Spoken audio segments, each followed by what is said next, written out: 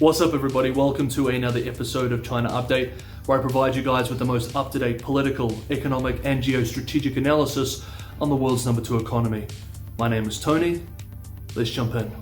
Okay, happy Wednesday, everybody. First up, let's discuss the Chinese economy. Yesterday, Tuesday, in a commentary with state-run party mouthpiece, The People's Daily, Beijing re-emphasized what came out of the December Central Economic Work Conference regarding the, quote, orderly development of capital, end quote. The piece expressed that China should, quote, support and guide the healthy development of capital and prevent the barbaric growth of capital, end quote.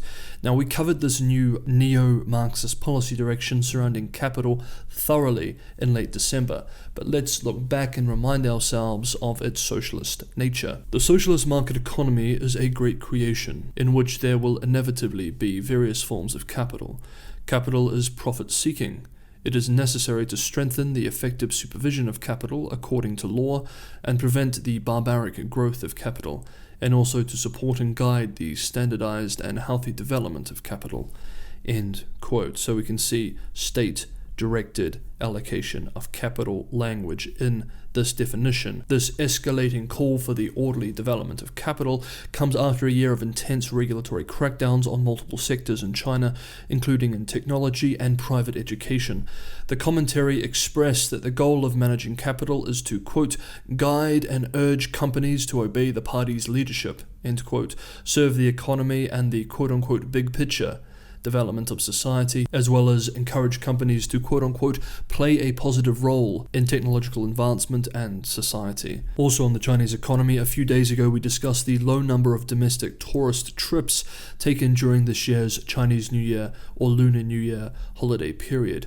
Indeed, according to the Ministry of Culture and Tourism, during the holiday period, domestic tourists took 251 million trips and contributed 289.2 billion RMB, approximately $45 billion in tourism revenue, 26.1% and 43.7% less than the respective totals during the holiday in 2019, that is pre-pandemic, and especially disappointingly, 2% and 3.9% below the holiday period last year. When we discussed this a few days ago, I said that travel is a nice proxy for consumption and consumer confidence, both critical aspects to China's economic recovery. These poor numbers would be a signal to analysts that the economy is still in dire straits. And analysts this week are now saying just that. For example, a research note from Nomura published yesterday expressed, quote, despite a nearly 48% increase in the number of people returning to their hometowns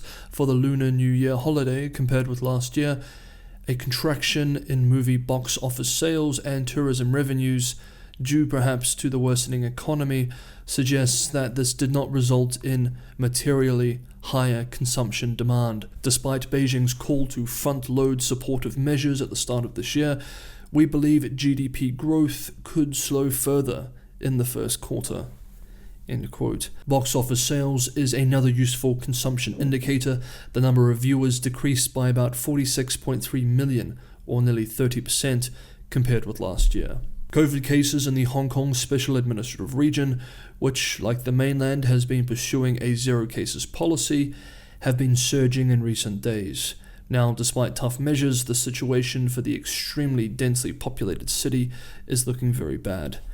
More than 1,200 new infections were recorded over the past 2 days. Almost 4,000 people are quarantined in government-run centers across the city, but these isolation centers are filling up fast.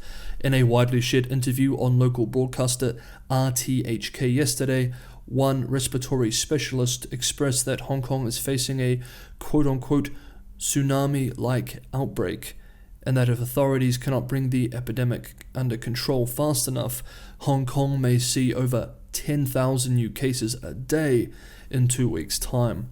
Speaking to mainland-based Caixin Media, Zhu Huachen, an associate professor at the School of Public Health of the University of Hong Kong, expressed that, quote, the outbreak can be said to have gotten out of control when it comes to the community, and called for tougher measures to reverse the current growth trend within the next 2 weeks.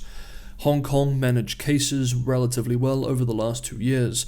However, Omicron has proven to be perhaps too much to handle. Vaccination rates are also an issue. Only 22% of people over 80 in Hong Kong have had 2 doses of a coronavirus vaccine, and just half of the people in their 70s are fully vaccinated. Over the weekend, General Secretary Xi Jinping met with the leader of Argentina, Alberto Fernandez, to discuss, among other things, the Belt and Road Initiative and to sign a memorandum of understanding on cooperation for the project.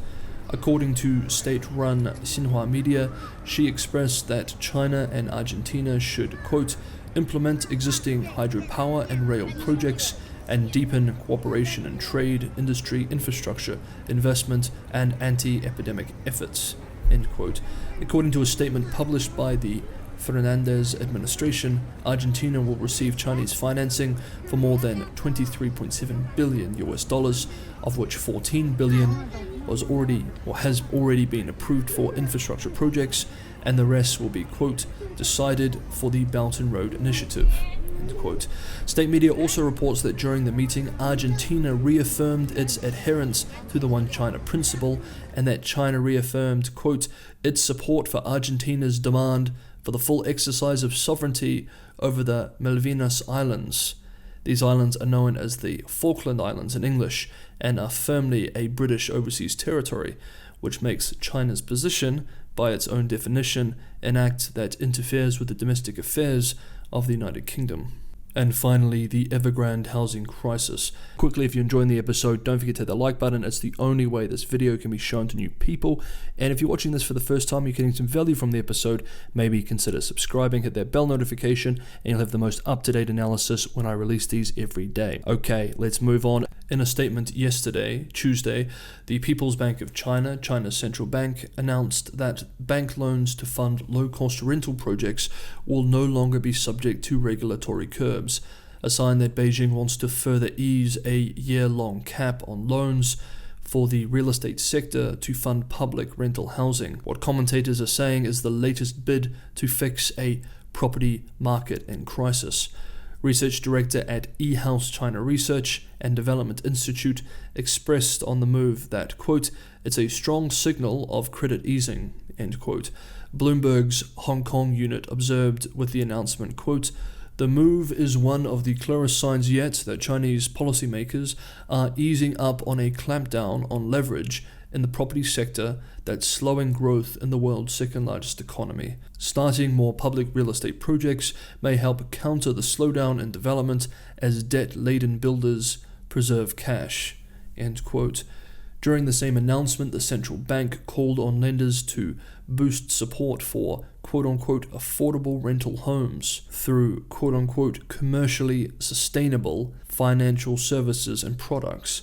The problem with this, of course, is that if a project was commercially sustainable, then lenders wouldn't need to be told to invest in them. They would just invest in them. In a research note, the head of macro and strategy research at China Renaissance Securities Hong Kong Limited observed, quote, construction of affordable rental properties may accelerate after the move, potentially helping arrest a slowdown in residential development, end quote. I think this is wishful thinking.